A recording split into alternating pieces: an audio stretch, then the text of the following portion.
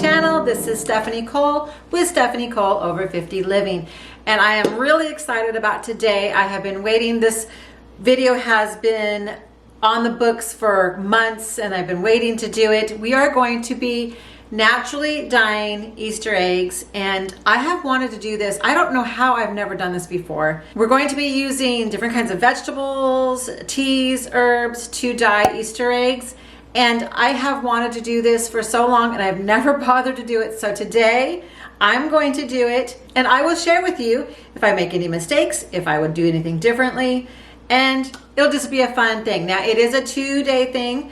So I will start today, and then tomorrow morning we will open up the eggs and see how they turned out. So anyway, I'm ready to go. So let's get started.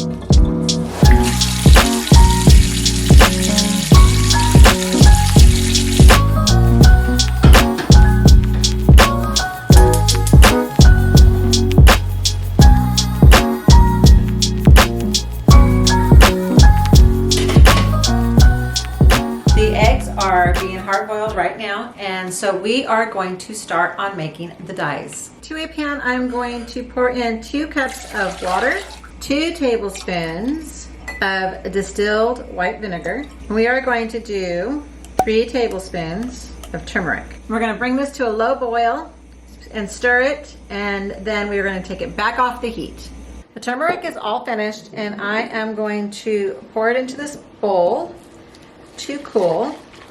I have a half of a red cabbage that I went ahead and just chopped up, and I have on the side, no I don't, where is it at? Over there. And I have the skins from 3 large onions. I already have these 2 containers, and they already have the 2 tablespoons of vinegar and the 2 cups of water. So I'm going to add the skins in here. And I'm going to add the cabbage in here. And then we will do the hibiscus tea and the beets. I'm not looking forward to the beets. That's so messy. It's going to stay in my fingers. Here is the cabbage cooking down.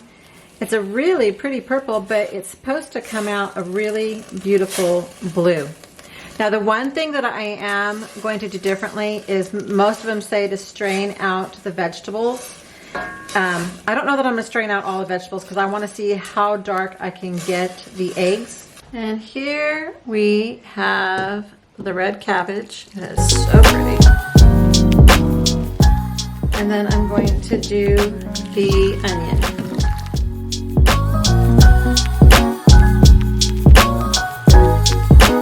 I'm going to keep as many as the onion skins as possible. And now for the beets and the hibiscus.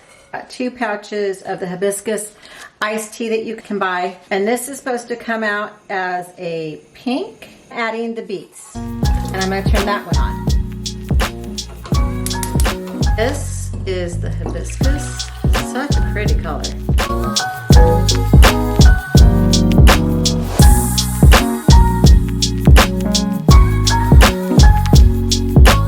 Alright, now it is time to decorate the eggs. I'm excited. Let's see how this goes.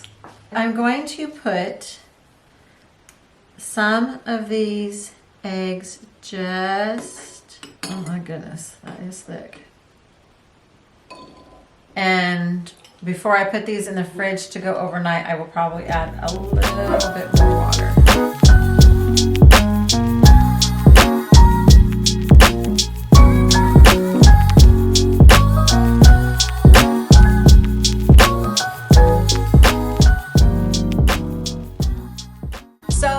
Cheesecloth, and I'm like, I don't have cheesecloth, and I didn't have cheesecloth at the store, of course, so I have these little nylons that I cut up. I don't wear nylons, so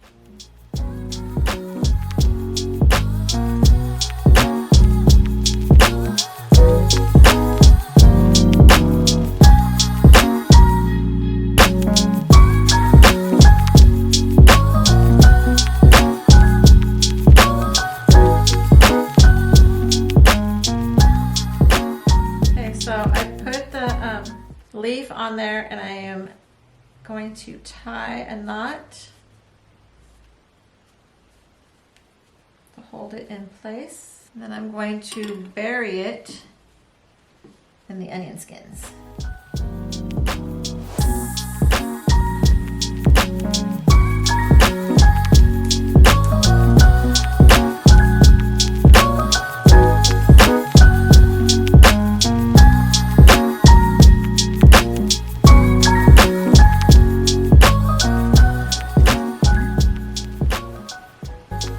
Again, I've got it just so. And the tricky part I have a feeling is going to be not moving them. So I'm going to just take it, wrap it around. Aha, that'll work. Yeah. Okay, and now I've got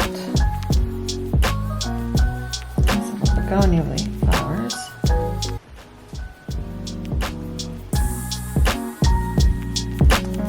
Once again, getting some pantyhose.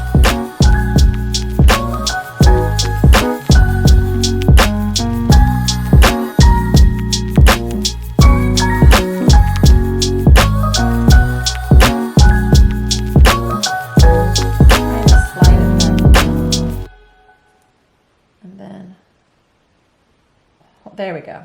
Hold it down. Perfect. And I'm going to put that in with the cabbage. All right, that is it for now. I'm going to put these, I'm going to top off a little bit of water, and then I'm going to put them in the refrigerator overnight. And tomorrow we will do the great reveal. These are actually kind of fun and different. And anyway, let's see how they turn out. Hello, it is the next day, and we are going to do the big reveal and see how our eggs turned out. So let's get started and take a peek.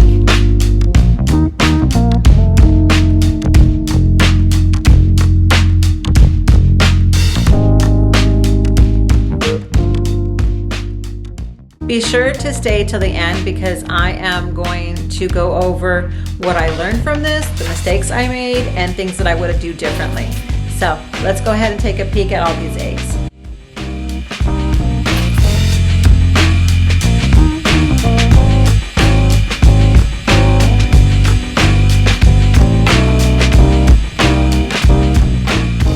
Okay, we're gonna let these dry. Okay, so these, look at that, all the dots.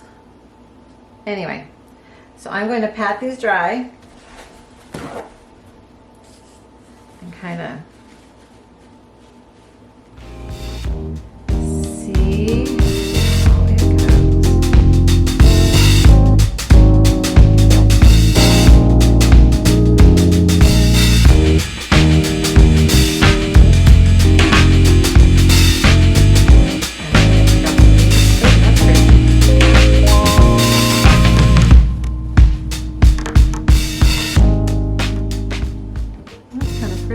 Color from the cabbage is just gorgeous. I love the blue. That is a pretty, pretty blue. We got another one.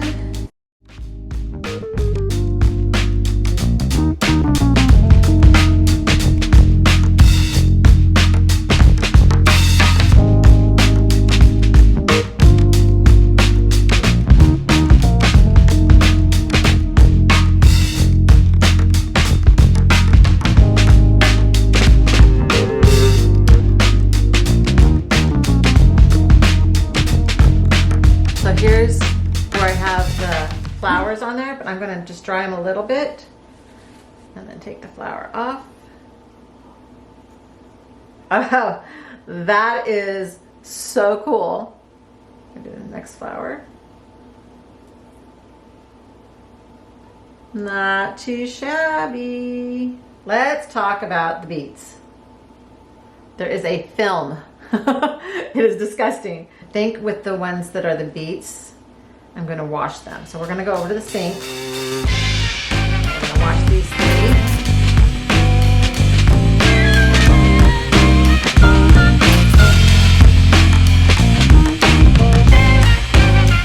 Okay, now not all of the things that I have read said to do this, but a couple of them said that you should take some oil afterwards, some vegetable oil, and just rub it in. So I'm going to try that out.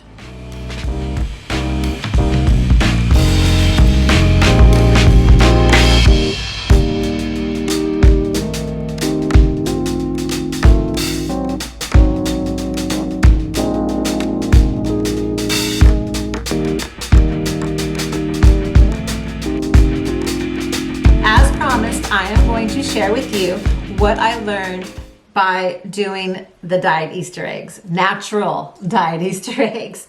One thing I would do is instead of 2 cups of water, I would up the water to 3 cups of water, and then I would do the 2 tablespoons of the distilled white vinegar. The reason is I think part of the problem of what happened was that I topped off with just fresh water, and I think that may have done something, and I'll explain that in a minute.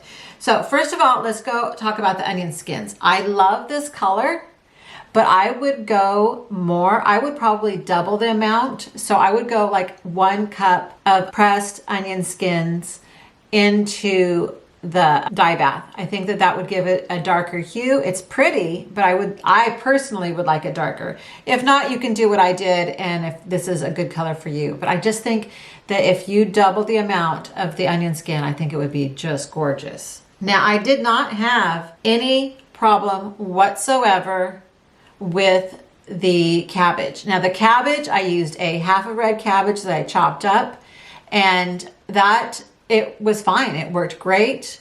So I would stick with that, and I'm happy with it and how it worked. So, and you know, with everything, when you're doing a natural dye, you're gonna have like little blotches, and it's not gonna be perfect, but still, this color is gorgeous. Turmeric, good color, not a good color to add any kind of stamps or anything like that because it's so light. Actually, stamps might work. Like if you put little stickers on here, that might work. But just to put like floral print and then put the cheesecloth around, it doesn't absorb it. Where is the one? Like you can tell the difference right off. Now, the 2 that I'm not sure about. So these beauties, which I actually love them, and I'm not complaining about them at all because I think they're really pretty. I mean, look at that. Isn't that pretty? Anyway, but these are beets. And I was reading up after this happened because they're black and gray and they're not lavender like they said they were supposed to be. And some people have had this happen and some people have not, and they did not give any explanation whatsoever. So here's my take on it. The hibiscus, which is this one, and again, I love the color of the hibiscus, but you see they both have the dots, and on both of these, because they did them at the same time, and I did not boil them for the full 30 minutes, so I think that may have issue. And the other thing with this one maybe is I did not peel the beets first, so that dirty looking color may have come just from the skins.